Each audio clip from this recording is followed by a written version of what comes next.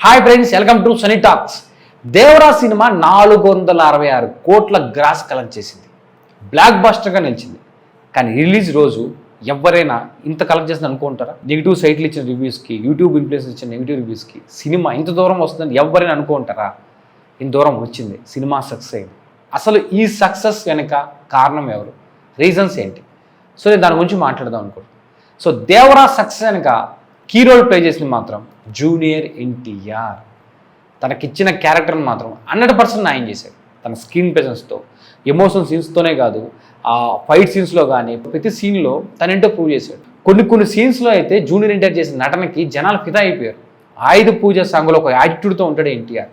అలాగే శ్రీకాంత్ చెల్లి డ్యాన్స్ బీట్లో కూడా ఎక్సలెంట్గా చేస్తాడు.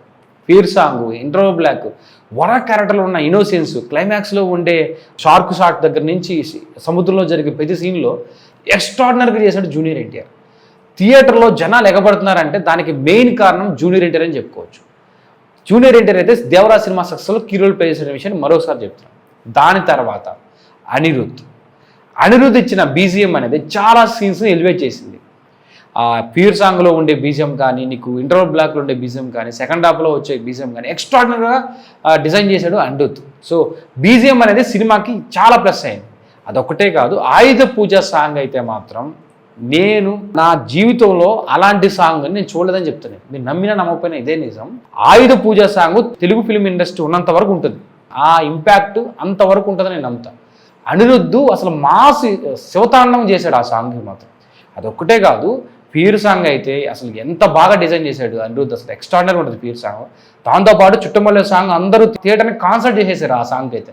ఈ 3 సాంగ్స్కి, బీజిఎంకి, అనిరుద్ధ్కి అయితే నిజంగా ఎన్టీఆర్ ఫ్యాన్స్ గుడిగట్టి ఇచ్చేస్తారు. దేవరా సక్సెస్లో అనిరుద్ధ్ కూడా చాలా కీ రోల్ ప్లే చేశాడు. కోటాల శివ ఫస్ట్ హాఫ్ని కోటాల శివ డిజైన్ చేశాడు, ఎక్స్ట్రాడినరీగా డిజైన్ చేశాడు. ఫస్ట్ హాఫ్ ఆడియన్స్కి పిచ్చెక్కిపోద్ది, ఆ ఫ్యాన్స్కి అయితే బీభత్సంగా పిచ్చెక్కిపోద్ది. సెకండ్ హాఫ్ని స్టోరీ చెప్పాడు. సెకండ్ హాఫ్లో దేవరా 2 లీడ్ బాగా ఇచ్చాడు. ఫ్యామిలీ ఆడియన్స్ అయితే సెకండ్ హాఫ్కి పిదా అయిపోతా ఉన్నారు. సెకండ్ హాఫ్కి రిపీటెడ్గా వస్తున్నారు సెకండ్ హాఫ్ కోసం ఫ్యామిలీ ఆడియన్స్ అయితే. సో ఫస్ట్ హాఫ్ని బీభత్సంగా మన ఎన్టీఆర్ ఫ్యాన్స్ కోసం, సెకండ్ హాఫ్ని న్యూట్రల్ ఆడియన్స్ కోసం డిజైన్ చేశాడు కోటాల శివ.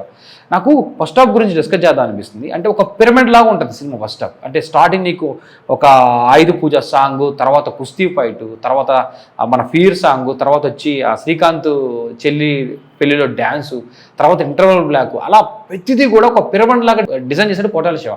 సెకండ్ హాఫ్లో కొన్ని ఫ్లాస్ ఉన్నా కూడా జూనియర్ ఎన్టీఆర్, అనిరుద్ధ్ ఇద్దరు వాటిని కవర్ చేసేసారు.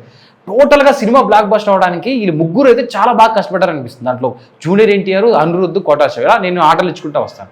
కానీ 4వది మాత్రం ఒకరున్నారు. దేవరా సక్సెస్ వెనకాల 4వది ఎవరు అంటే జూనియర్ ఎన్టీఆర్ ఫ్యాన్స్. సినిమాకి నెగిటివ్ టాక్ వచ్చినా, నెగిటివ్ రివ్యూస్ వచ్చినా కూడా నిలబడ్డారు. మనం నమ్మాము, జూనియర్ ఎన్టీఆర్ అన్న కథను నమ్మాడు, మనం ఈ సినిమాని నమ్ముతున్నాం, సినిమా బ్లాక్ బస్టర్ అవుతుందని వాళ్ళు బిలీవ్ చేశారు.